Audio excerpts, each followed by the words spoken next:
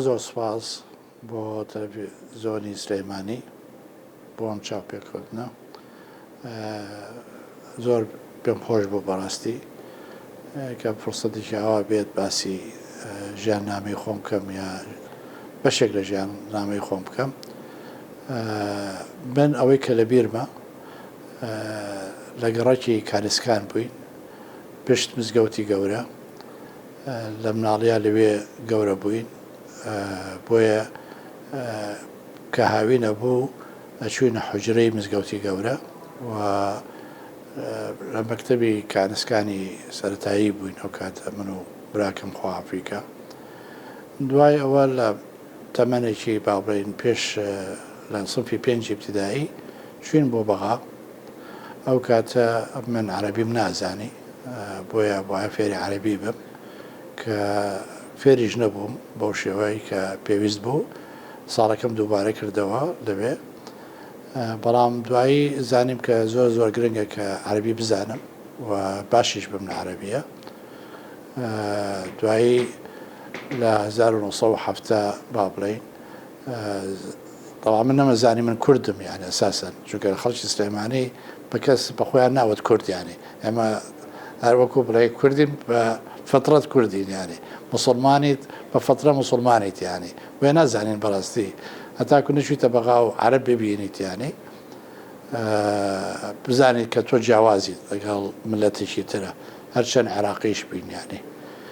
جا لەوانەیە لەوێ شتێک باس بکەم کە ڕۆڵێکی گەورە هەبوو لە شێوەی دروستکردنی بیری من وەکو کوردیانی، چکە وەکوتە من نەمەزانی من کوردم هەتاکو گەشتمە بەغا، یعنی چۆن وەکو محەممەد ئەمین زەکی نەیزانی کە کوردەوە شتانە تاکو چووە بۆ ئەستەمبول. یعنی ئەجا لەوێ کە من لە عەرەبیا زەعیف بووم، دایمەن مامۆستا لەم نییە ئەو کاتە دارێک لە دەست، یعنی با بڵین ئەوە چۆن نازانیت یعنی عەرەبی تۆ عێراقی تو لەم قسانە، یعنی تەواو ئەمە زۆر تەسیری کردە سەر من کاتی خۆی کە یعنی گوناحی من چی بوو کە عەرەبی نازانم. یعنی بۆیە تر قەرارما کە لە عەرەبیا زۆر باش بم، یعنی دەستم کرد بە خوێندن و فێربوونەوەوانە. لە 1970 کە ئەتفاقی ئازار ڕووییا و با بڵێین گەڕاینەوە بۆ سلێمانی، چوومە ئەعدادی سلێمانی و شەشم لە ئەعدادی سلێمانی تەواو کرد. ئەو کاتە زانکۆی سلێمانی تازە بوو، لە 68 تا دروست بوو، بۆیە زۆر بە شێوەیەکی بەسیط دروست کرابوو. کە تەواو بووم چوون بە بەغا، لە بەغا لە کورێی علوم داوام کرد وەکو خەڵکی محافەزاتی پێوترا پارێزگاکانی دەرەوەی بەغا لە داخلیە بیت تا نوعی خەڵکە بینی تەوان لەوێ. دوای 4 ساڵ کوریام تەواو کرد، چوون بۆ ئاسکەریم تەواو کرد. تر ئەمن بەس هەر ئەوەنە باسی بەشی ئەکادمیەکە ئەکەم، یعنی ئێستا لەوێەوە ویستم بچم ماستەر بخوێنم، قبوڵیان نەکرد چونکە ئەو کاتە تۆ کوردیت و خەڵکی سلێمانیت و چالاکیشت دەبووە. ئیتر ئەو کاتە هەر باڵێن بەحسیە چوو بۆ خوێندنی باڵا لە عێراق. چوون بۆ دەرەوە ئیشم کرد لە ئیمارات، دوای ئیشم کرد بۆ 3 ساڵ، پارەی ئەوم هەبوو کە بچم بۆ خوێندن. چوون بۆ ئەمریکا، ماستەرم تەواو کرد، دکتۆرام تەواو کرد. دوای دکتۆرا هەر ئەو ساڵە بوو کە هەڵەبجە ڕوویە. ئیتر چوون لە زانکۆی فلۆریدا ئیشم کرد بۆ 22 ساڵ، هەتاکو هاتمەوە زانکۆی کۆمار بۆ زانست و کۆمەرجام دروست کرد لێرە بە سیستمێکی ئەمریکی دروست کرا و بۆ 8 ساڵ سەرۆکی زانکۆ بوو. کۆتایی 60ەکانەوە بەشدار بووم لە ئەو کاتە پێوترای ڕێکخراوی نهێنی لە بەغا. دوایش هاتمەوە بۆ سلێمانی، عینەن چالاکی بەردەوام بوو و هەتاکو 75 لە 75 کە ئەوەی کە ڕوویە، یعنی ئیتر ئێمە من وازم لە بەڕاستی بەشی باڵێن حیزبایەتیش هێنا و کە چوومە دەرەوە زیاتر بە وشەی کوردستانی یعنی ئیشمە کرد لە ژێر ئەو چەترەیە ئیتر هەر حزبێک بیت هەر ئایدۆلۆژیەک بیت ئەتوانیت خزمەتی کوردستان بکەیت یانی و زۆر سەرکەوتوو بووم لەوە چونکە ئەنفال ڕوویە لە کوردستان ئێمە توانیمان بەو فکرەیە بڕۆین و یارمەتی وەربگرین لە زۆر کەسانێکی ینی بە ئایدۆلۆژیەکی جیاواز و توانیمان ئێمە خزمەتی کوردستان بکەین بەو شێوەیە دوای ئەوە هیرمان دروست کرد پێوترێ KNC کوردستان ناشنال کۆنگرس و ئێمە تەوان زۆر کەم بووین ئەوەی کە دکتۆرای هەبوو کە توانین بە ئینگلیزی قسە بکات کە تەوان ئەکادیمیا لە ئەمریکا شتێکی زۆر گەورەیە بەڕاستی و ئاعترافێکی زۆری پێکرێت لەلایەن دەسەڵاتەوە بۆیە ئێمە لە باڵێن هەشتاکان و تا ڕاپەڕینی 91 ئیشێکی زۆرمان کرد بۆ ئەوەی کە ئەو زمینە ترخانکەین بۆ ئەم گۆڕانکاریە کە ئەکرا تەوانەمە نەزانی ئێمە گۆڕانکاری ئەکرێت یانی لە 91 بەڵام کە ئەوە ڕوویە ئێمە باش بوو دەسەڵات ینی پەیوەندێکی باشمان هەبوو لە واشنگتن و توانیمان لەگەڵ کۆنگرس لەگەڵ زۆر کەسایەتی لە خارجیە باوڕێنی ئەمریکی بتوانین پێیان بڵێن ئەمە چیمانەوێ و بۆچی ئەبێ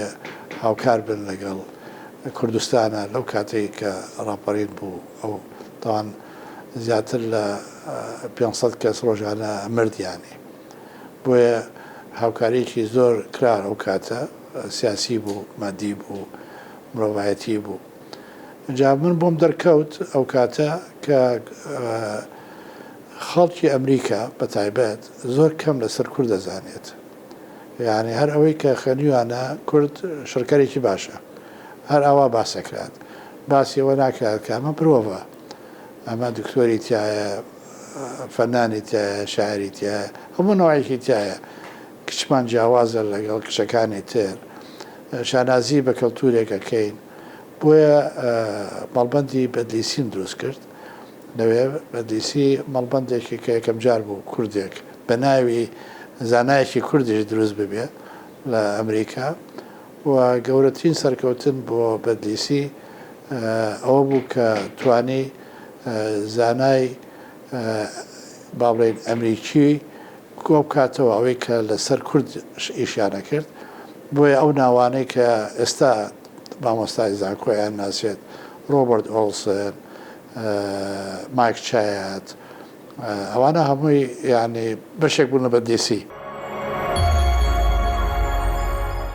ئێمە وشەی بەدلیسی دوو بەدلیسی هەیە ینی یەکێکیان سنتەری بەدلیسی بۆ لە کۆڵێنەوەی کوردی لە ئەمریکا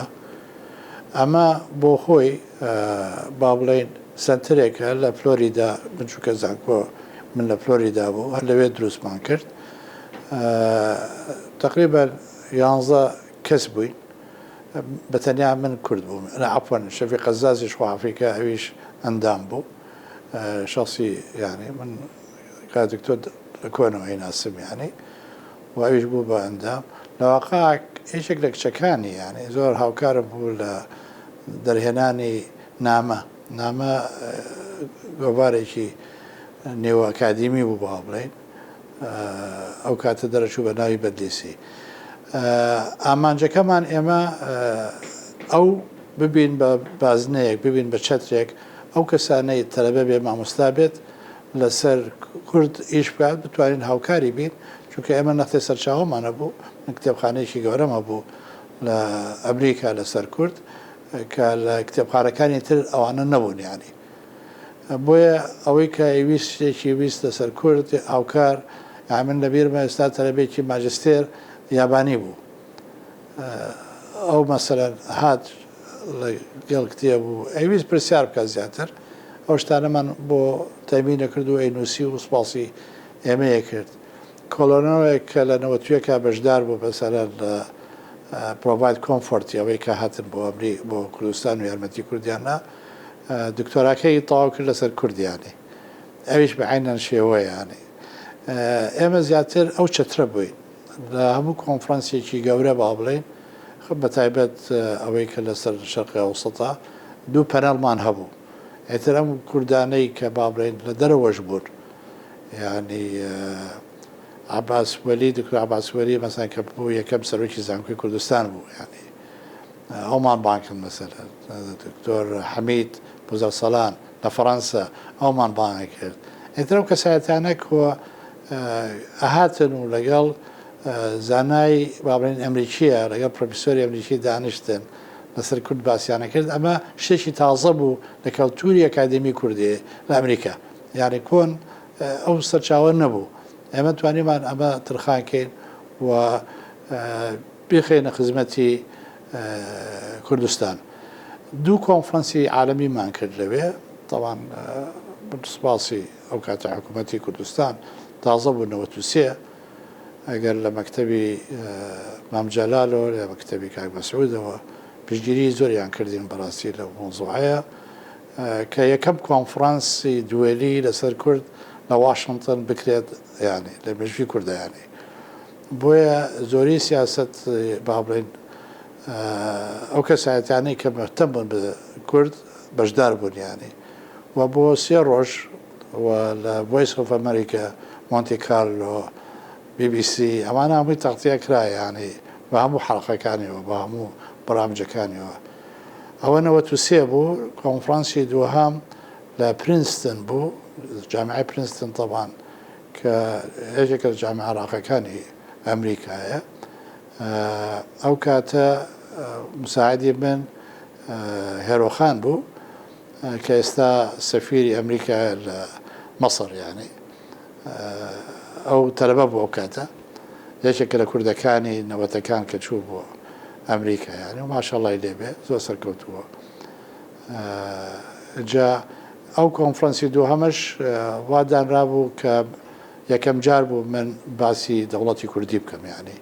دەوڵەتی کوردستان ئەبێ کوردستان دەوڵەت بێت هەتاکو بتوانێت نەجاتی بێ لە ئەم هەموو تەدەخولی ناشەرعی با بڵێن دراوسەکان کە ئەو کاتە ئەوەیان نەکرد ئەو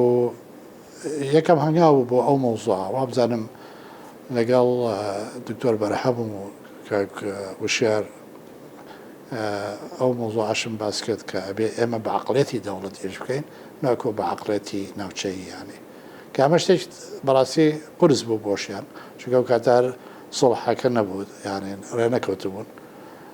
تاکو باڵێن حکوومەت دروست بێتەوە جارێکی تر لە تاکو تقریبا 99 کە دوای ئاشتبوونی با بڵێن پارتی وێکێتی وتم ئەم فکرەیە بێ نەقڵکەم بۆ کوردستان بۆیە هاتم مەرکەزی بەدیسیم کردەوە هەر لێرە لە سلێمانی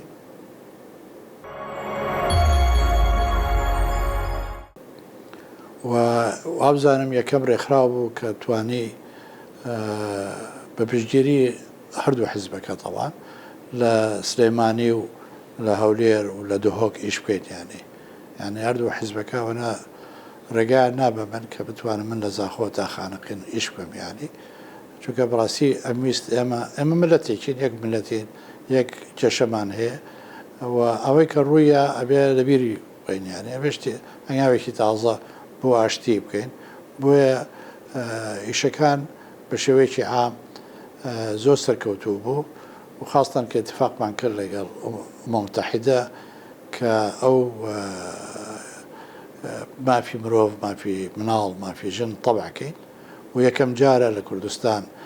کە تەرجەمە بکرێت بە کوردی و هەر نوسخەیەک لەوە 3500 نوسخە تاوان ئێمە باسی واکەین کە کاتی خۆی ژمارەی کتێب کە بڵاو چاپەکرات 250 وەیە کە ئێمە 3500مان لە هەر کتێبێکە چاپکەین تاوان بە فەندی دەرەوە یانی ئەمە هەمووی کرا بۆیە زۆر احتیفالێکی گەورەی کرا لە دهۆک و لە هەولێر و سلێمانی کە شتێکی واڕوویە دواییش بەشی یونیسێف بەشی مناڵەکەی کرد بە منهەج ینی ئەو منهەجەی ئێستا کە ئێمە مافی مرۆڤ ئەڵێنەوە ئەوایی دەستی پێکرد ینی بەڵام وەزعی کوردستان بە شێوەیەکی عام لە ناحیەی تەندروستیەوە ناحیەی خۆراکەوە زۆر خراپ بوو لە نەوەتەکان بۆیە ئێمە وتمان با شتەکە جیاکەینەوە ڕێکخراوێکی ترمان دروست کرد بە ناوی کۆمەڵی ئەمریکی بۆ کورد ئەو توانەی لە نەوەتەکانە یارمەتی ئەمریکی کۆ بکاتەوە بینێرێ بە کوردستان یانی و بەشێکی زۆریش یەکەم ڕێکخراو بوو تقریبا کە موافقەی وزارەی خەزینەی ئەمریکی وەرگرت بۆ ئەوەی نردنی یارمەتی و پارە و ئەو شتانە بۆ ئێرە هەر بۆ نمونەیەکتان پێ بڵێم ئەمە بەشی تەندروستی مناڵمان هەبوو کە مناڵ ئەو کاتە تاانە من کە مناڵ بووم شتێکمان هەبوو بە ناوی سەحن مەدرسیە یانی تەندروستی کتێبخان یانی یا مەکتەب کە تەلەبە نەخۆشە کەوت ناچوو بۆ باڵێن خستخانەیەکی عادی ئەچوو بۆ ئەو مستەوسەفەیانی ئێمە بڵین وەکو ڕێکخراو توانیمان تەمینی معاشاتی دکتۆرەکان و نێرس و ئەوانە بکەین ئەمە متحیدە پارەی دەرمانەکانی و پێویستەکانیە حکوومەتی کوردی جێگایە بە ئێمە یعنی و لەگەڵ موافقە تەواان ئەو شتانە بۆیە ئەوە یەکێکە لە ئیشە مرۆڤایەکانی کە پێویست بوو بکرێت و بە کۆی 55,000 مناڵ سوودی لێ وەرگرتیانی ئەمە مێژوویەکە ینی کە ئێمە خۆمان شانازی پێەکەین دوای 2023 کە حکوومەت لە 2005 جواب بزانم ئیشێکی زۆرمان کرد لەسەر ئەوەی کە ئێمە دەورات بکەینەوە بۆ سەرکردەی تازەی عێراق با بڵێن اینجا لەگەڵ دووسێ ڕێکخراوی تر ئەمریکی ینی وامان کرد کە 50 سەرکردە یان دابشمان کرد بە 50 سەرکردەی با بڵێن لە دهۆک و دوایی لە هەولێر و دوایەوە لە سلەیمانی نیوەیان کورد بن و نیوەیان عەرەب بن کویان کەینەوە لەم سێ شارە و ئەم مەشروعە ئەساسەن خۆی ئەساسەکەی مەشروعێکی ئەمریکی دروستکرا بۆ حکوومەتی بۆسنیە بۆسنیا کە بوو بە حکوومەت و بوو بە دەوڵات چۆن بتوانیت تۆ دەوڵەتێک ئیدارەی بکەیت تازە بوو بۆیە ئێمەش وەکو ئاسکیانی ویستمان کورد بێ عەرەب بێت یانی لە عێراقا بزانن چۆن عێراقێکی تازە دروست بکرێت بۆیە مەشروعێکی زۆر گەورە بوو بەڕاستی یانی هەر هەتاکو پێت بڵێم یانی چەند گەورە بوو چەند تاسیریشی هەبوو خوا ئافریکا فەلەکەدین کاکەیی کە وەزیری ڕۆشنبیری بوو هەر لە گۆڤاری گوڵانیش لاپەڕێکی هەبوو لە کۆتایی گۆڤارەکە شتیان نووسی وتی دوای تاوانە وەزیرە دەمێکە وەزیرە یانی کە ئەم هینەی بینی ئەم پرۆگرامە هەفتەیەک بوو چۆن حکوومەت تشکیلە بێ چۆن حکومەکات جا نووسی بووی لە ئەخێرەوەتی من ئێستا زانیم ئێمە لە ئیبتیدایی بووین ئەنەر بۆ پیشانەی تەوان معاملە و فەلەکەدین خواپیکە پیاوێکی زۆر گەورە بوو یانی بەڕاستی لە بابەتی نووسینە بابەتی فکرە لەسەر بەردیسی سلەیمانی و ئاسک بەردەوام بووین هەتاکو 2010 بزانم بەڵام من گەڕامەوە بۆ کردنەوەی زانکۆی کۆمار ئێتر پێم ناکرا بەڕاستی چونکە من فەندی بەردیسی و فەندی ئاسک لە ئەمریکاوە هات کە من ئەمتوانی ئەو فەندیان بۆ پێیا بکەم ئێتر کە هاتمەوە بۆ کوردستان بۆ بەشی ئەکادمیەکەم ئەوم پێ ناکرا بۆیە ناچار بۆم هەردوو ڕێکخراوەکە داخم ئەو بەشە ئەکادمیەم با بڵێن کە بەوەش ناسرام لە عالەمە یانی بەڵام ئەو بەشەی کە کردم بۆ کوردستان لە ڕێگای بەردیسیەوە ڕێگای ئاسکەوە لە ڕێگای خۆمەوە ئەو بەشەیە کە جوابی نیوەی پرسیارەکەی تۆکە کە من کێم یعنی من کوردێکم بەڵام من ئەکادیمیشم ینی بۆیە من باوەڕم کە بەوەیە هەیە کە پیاوێکی ئەکادیمی پیاوێکی با بڵێن هونەر هەر زانایەک هەر دکتۆرێک هەر ئەم بەشەی ئیشەکەیەتی پیرۆزە ئەبێ بە باش بیکات باقیەکەی کاتی هەیە ئەکی دەبوومان کاتمان هەیە چەند سەعاتێک نسبەیەک لە پارەمان ترخانکەین بۆ ملەتەکەمان بۆ شارەکەمان يعني ئەمە زۆر گرنگە ئەو عقلێتە من طبعا لە ئەمریکا فێر بووم ئەم قسانە عەفوەن یانی بەڕاستی لێرە بەو شێوەیە نەڕۆشتین چونکە ئێمەی جەماعەتی ئێمەی شەستەکان و هەفتەکان ئێمە هەموو ژیانمان نابوو بە شۆڕش با بڵین طبعا ئەو کاتێک کە ئێمە دەستمان پێ کرد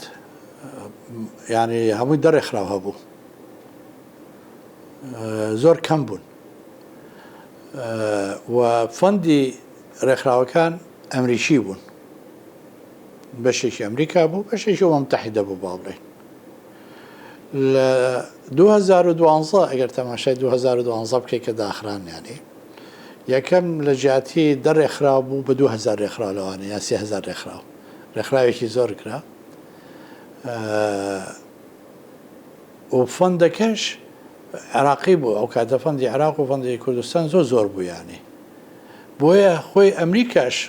ئەیوت ئێوە پارێکی زۆرتان هەیە یانە بۆچی پارە لێرەوە بێن بۆ عێراق یانی یا بۆ کوردستان عەقڵیەتی خەڵکەکە گۆڕا یعنی ڕێکخراو بە مەفهومی من عەفوەن یانی لێرەیە ڕێکخراوی NGO مەدەنی نەوعە چالاکیەکە کە تۆ ئەیبەخشی بە ملەتەکەت بێ ئەوەی ئینتیزاری هیچی لێ بکەیت بەڵام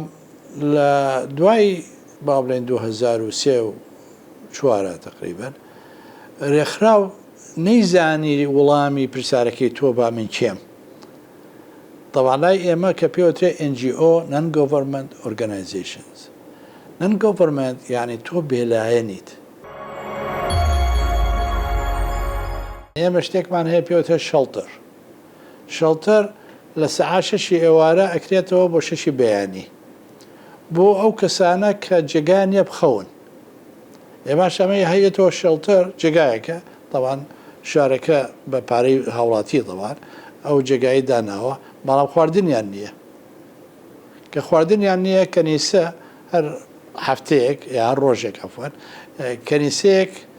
ئەیکات یان خواردنیان بۆ هێنێت هەتاکو نان بخۆن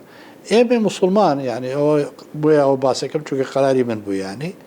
لە کاتی ڕەمەزانە هەموو ڕۆژێک ئێمە لە ڕەمەزانە خواردنێکی زۆرەکەین خۆی عەکسەکەشێتی ئەبێ کەمی بکەین بەڵام ئێمە بە عەکسەوە بۆی ڕۆین وتم ئێمە باشە ئەم خواردنە بۆ هەر یعنی زۆریش ئەمێنێتەوە بۆ ئێمە ئەم مانگە ئیجازە بین بە کەنیسەتەکان بە یارمەتی شەڵتەر نێن بە ئێمە و الحەمدولillah سەرکەوتوو بوون باسی تەوان لە نەوەتەکانێکەم و تا ئەمڕۆ بەردەوامەوە مانگی ڕەمەزان ئێمەی موسڵمانی ئەو شارە خواردنە بێن بۆ ئەو شەڵتەرە ئەمەیە مەفهومی خزمەتی ملەتەکەت لە بەشە بچووکەیە ینی هینێکی تر هەیە بەسەلەن دوای تەقاعود ئێمە تەلەبە کە ئەچێ بۆ مەکتەب کە پاسەکە لە جێگایەک ئەبێ جادێک با بڵێن ببڕێت چی پێدرێت ینی ئەبێ کەسێک یارمەتی بات ئەمە تۆ زانی چەند مەکتەب هەیە تۆ زانی هەر مەکتەبێک لە کاتی سەعات حوتی بەیانی یا سەعات 3 نیوەڕۆ ئەمە کە تەواو بێت کەسێکی هەبێ یارمەتی ئەو مناڵانە بات ئەمە ئەم مەفهومە یعنی خزمەتێکی زۆر گەورەیە و پێویستیشە و ئەوان کاتیشیان هەیە لەم شێوەیە سیستمی ئەمریکا کە تەمەنە دەگاتە 16 ساڵ ئەوەت فێرەکەن هەر لە مەکتەب فێر دەکەن کە 8 ساعات هەفتانە بێ بە گشتی خزمەتە بەڵام من کە هاتمەوە بەڕاستی لە 2000 مقارنەی تۆ دوو کاتی جیاواز یانی کاتێکە کە خەڵکی ئێرە خۆراکی نەبوو بۆیە من لە بیرمە ئاسک میوەی ئەبرد بۆ مەکتەبەکان چکە نەبوو ینی خەڵک میوەیان دەست ناکەوت ینی یا یارمەتی خەڵک بات بۆ بەشی تەندروستی چکە پاریان نەبوو دەرمان بکڕن دەرمانیش نەبوو لە خەستەخانەکان ینی بۆ دکتۆریش یانی ئەو کاتە مامۆستایەکی زانکۆ ئەمزان $50 وەرەگرت ئێمە معاشێکی زیاترمان هەیە بۆ دکتۆرم باشترین دکتۆرم لا بوو ئێستایمانی يعني لەگەڵ WHO لەگەڵ یونیسێف پراسیام ئیشەکرد پێویست بوو با مقارنەی کە تۆ بە 2012 یعنی دوای 14 ساڵێک لەوە گۆڕانکاریی زۆر کرا لە واقعی کوردستانە لە عەقلی کوردیشە يعني ئەو کاتە تۆ یعنی من ئەگەر $100 مەعاش مانگانە لە نەوەتەکان کە بەقەدەر 2 پرۆفیسۆر بوو یعنی تۆ لە 2012 باسی 2000 دەکەیت بزانە چۆن وەزعەکە گۆڕا یعنی بۆیە ئەمە لەلایەکەوە لەلای ترۆ منیش پێم ناکرات دروستکردنی زانکۆ ئیشێکی زۆر قورسە بەڕاستی خاستان بەو ئاستێک کە من ئەمیست دروست ببێت یعنی لەسەر ئاستێکی دووەلی لەسەر ئاستێکی ئەمریکی اعترافێکی پێ بکرێت کە یعنی وەکو وتم یعنی ئەو کاتە تەوا خۆی سێ مەشروع زانکۆ هەبوو لە 2000 یعنی دوای باڵێن 2005 یەکێکیان دکتۆر بەرهەم بوو کە زانکۆی ئەمریکی کردەوە یعنی بۆ زیاتر ئەویست بۆ بزنس و لانگوێج کاک نەچیروان بوو کە زانکۆی کوردستانی کردەوە لە هەولێر و من بوو کە زانکۆی کۆمارم کرد بۆ زانست و تەکنۆلۆژیا چونکە اختصاصی من زانست و تەکنۆلۆژیا یعنی بۆیە ئەوم کردەوە ئەم سێ مەشروعە وەکو بینیت یعنی هەرچێکی زۆر نمونەیین و تایبەتن یعنی بەڵام ئێستا مقارنەی تۆ 2010 بکە بە ئێستا کە دوای 16 ساڵ بزانە چەند زانکۆمان هەیە ئەمە هەموو زانستیە تاوان عێراق زۆر دواکەوت لە نەوەتەکان و لە 2000 ینی بۆیە یان من دەورێکم کردەوە لە ئوردون بۆ سەرۆکی زانکۆکانی عێراق بە تاوان یونسکۆ کردەوە منیان داوات کرد بەکو مامۆستا لەو دەورەیە بەڕاستی عێراق عالەمێکی زۆر دواکەوت بوو جابک عالەمی عێراق دواکەوت بوو جا حسابی کوردستانیش بکە یعنی کە چەند دواکەوت بوو یعنی ئەم جیاوازیە زۆر زۆر مهم بوو من کە زانیم ئەبێ کات دابنێم بۆ زانکۆی کۆمار ئەو ڕێکخراوانە ئیتر گەیشتە ئامانجی خۆی و بۆیە داخرا یعنی نووسین بەشێکە لە من یعنی من تا ئێستا نووسینم هەیە لە شەستەکان دەفتەرێک ئەو کاتە دەفتەرێکی مەکتەب هەبوو سی لاپەڕی هەبوو 50 لاپەڕی هەبوو بە خەت و ئۆشتانەوە جا من لەو کاتەوە ش دەنووسم حەزم لە نووسینە یعنی ئێستا تۆ بیتە با بڵێن ئێمە لە هەفتا کە دوای اتفاقی ئازار کە کرا یعنی ئەو کاتە چی زیاتر گەشەی کرد شعری کوردی سرودی کوردی مێژووی کوردی یعنی ئەمە شتێک بوو بۆ ئێمە دەستمان کەوتووە لە هەفتا پێش هەفتان هەبووە بەڵام هینی پێ ناکرا ئەترافی پێ ناکرا کە ئەترافی پێکرا من ئێستا دەفتەرم هەیە شەستەکان نووسیمە ئەو سرودانەی کە لەبەرمانەکردی ئەو کاتە یا کە مەسەلەن من ماڵمان ئەو کاتە لە توی مەریک بوو هاتووم بە پێ لە جادەی فڵان دوایی چوومە تەجادەی پیرەمێرد لە کتێبخانە وەستاوم دوایی چوومە عەدەدی سلێمانی پشت حەسیب ساڵح بوو بەو شێوەیە بۆیە نووسین بەشێکە لە من هەڵەبجە زۆر عەزیەتیام یعنی کە ئەوەی ڕوویە یعنی لە ئەنفال تەواوی نەمانزانی ئەنفال بەو شێوەیە یعنی ئەو کاتە بەڵام هەڵەبجە کە گەیشتە ئێمە یعنی ئەوەنە عەزیەتیام کە تقریبا 3-4 لاپەڕەم نووسی و پڵایشم کردەوە لە ئاڵای ئیسلام ئەو کاتە گۆڤارێکە بە عەرەبی دەرەچوو ئێستا وابزانام کۆ کراوەتەوە هەمووی ئەو شتانی کە نووسیومە بۆیە نووسینێکی زۆرم هەبوو لە 1970ەوە با بڵێن هەتاکو 91 دوای ڕاپەڕین هاتمەوە بۆ ئێرە شتێکی ئێتر تۆنی نووسینم گۆڕە و لەبیر نەچێت پیاوی ئەکادمی باش نییە لە نووسینی وتاری کۆمەڵایەتی و خاستن یەکێک وەکو من کە فیزیام یعنی من وشکم من بە معادلە قساکەم بە کورد قساکەم وەکوی ئەمڕۆ نییە ئێستاوە دانیشتوان هەموو قساکەم بەڵام لە نووسینە یەک ڕستە نووسیت یعنی ئەبێتر کافیە یعنی بۆ بەرامبەرت ئەکادمیان دەستم پێکرد بە نووسینی وتار لە سەر کورد یعنی گۆڤارێکی زانکۆی جیهانی لە کوالالامپۆر لە پاریزیا بڵاوی کردەوە بەشێکم هەیە لە کتێبێکە لەسەر عێراق لە جامیعەی ئەکسفۆرد بڵاویان کردەوە ئەو کاتە من بۆ محەممەد خاتمی ڕئیسی جەمهوریەی ئێران بوو یعنی تقریبا چەند کەسایەتێکیان هەڵبژارد کە لەسەر عێراق بنووسن و ئەو کێشانەی کە نووسیمە ئەو کاتە حەنێن کێشێت تا ئێستا هیچ نەگۆڕاوە یعنی دوای 20 ساڵ 30 ساڵ هەر وەکو خۆی ماوە بۆ داهاتوو ئەمە دوای دەرچوونم لە سەرۆکایەتی زانکۆی کۆمار بیرم کردەوە کە من پێویستمە بە شێوەیەکی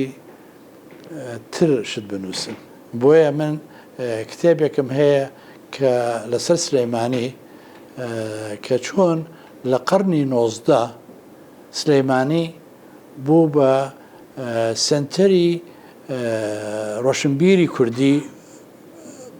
مۆدرن یعنی معاصر یعنی ئەو مۆدرنە زۆر مهمە چونکە کورد هەبووە پێش سلەیمانیش و خەڵکیشە بوو هەر شتیان نووسیوە وشاری هەرە بووە بەڵام ئێمە چۆن سلەیمانی لە قەرنی 19 لە ڕێگای کتێبخانە ڕێگای مامۆستای ئاین لە ڕێگای هەموو ئەو سنتەرەی کە دروست کرا بە شارێکی وەکو سلەیمانی بوو بە بناغەیەکی کەڵتوری و وشیاری کوردستان کە لە هەموو قەرنی 20 و بەشێکی قەرنی 21 هەر ئەو سنتەرەیە یعنی بۆیە کە هەڵیشان بژارد ببێ بە پایتەختی ڕۆشنبیری یعنی ئەمە یەکێکە لە